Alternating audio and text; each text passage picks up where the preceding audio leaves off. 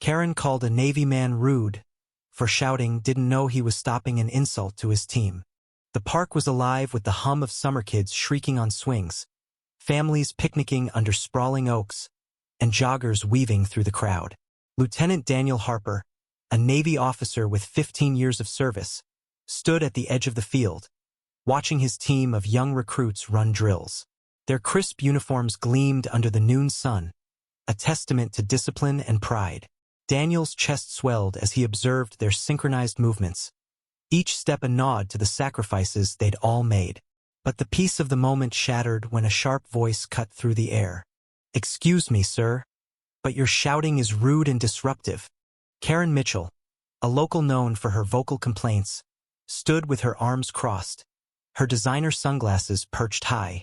Her tone dripped with indignation, her words loud enough to draw eyes from across the park. Daniel turned, his jaw tightening. He'd been barking orders to keep his team sharp, but he hadn't noticed the man behind Karina's scruffy stranger muttering slurs about military wannabes under his breath. Daniel's shout had been to silence the man's insult, not to disturb the park. "Ma'am," Daniel said, his voice steady but edged. "I was addressing someone disrespecting my team. I'm not here to cause a scene." Karen's eyes narrowed, unconvinced. "I don't care why you're yelling. This is a public space, and you're ruining it for everyone." Her words sparked murmurs from the growing crowd. Phones came out recording the standoff. Daniel's recruits froze, their faces a mix of embarrassment and loyalty. He felt the weight of their gazes, the unspoken expectation to defend their honor without escalating the situation. Karen stepped closer, her voice rising. "You military types think you own the place, don't you? Shouting like you're on a battlefield. Have some respect." The accusation stung.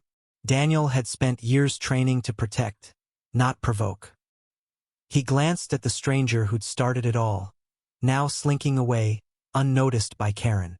"Ma'am, that man was insulting my team, calling them names they don't deserve. I shouted to stop him. That's all."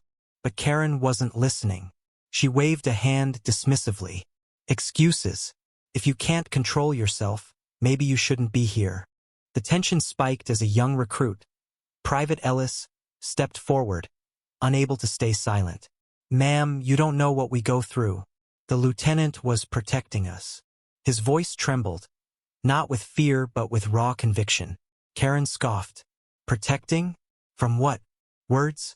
Grow up."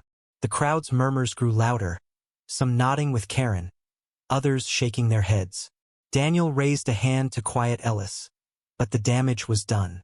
The air crackled with unspoken accusations, pride versus privilege, duty versus entitlement. Then came the twist. An elderly woman, frail but fierce, pushed through the crowd. Mrs. Clara, a park regular who'd been quietly feeding pigeons nearby, clutched a faded photo in her trembling hand. "Enough!" she shouted, her voice cutting through the noise. "I heard that man's slurs. I saw what happened. My husband was Navy, killed in '92.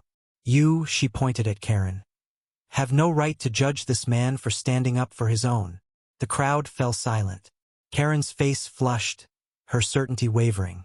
Clara's words carried the weight of loss, a reminder of the stakes beyond a park argument. Daniel seized the moment. "Ma'am, I'm sorry if my voice disturbed you. But these kids," he gestured to his recruits, "they're learning to serve, to sacrifice. They deserve respect, not insults." Karen opened her mouth, then closed it. For the first time, she seemed to see the young faces behind Daniel, their eyes burning with quiet pride. The stranger who'd sparked the conflict was long gone, but his words had left a wound one Karen had unknowingly deepened. The standoff dissolved as Karen muttered an apology and walked away, her confidence deflated.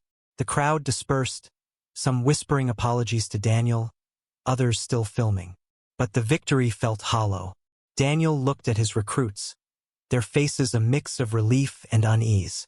He defended their honor, but at what cost? The park, once a place of community, now felt like a battlefield of egos and misunderstandings. Mrs. Clara approached, pressing the photo of her husband into Daniel's hand. "You did right," she whispered. But it won't feel like it today. As the sun dipped lower, Daniel gathered his team. You'll face worse than this, he told them. But remember why you're here. Not for applause, but for each other. Ellis nodded, his earlier fire tempered by Clara's story. The photo in Daniel's hand, a young sailor smiling in a faded uniform, felt heavier than any medal.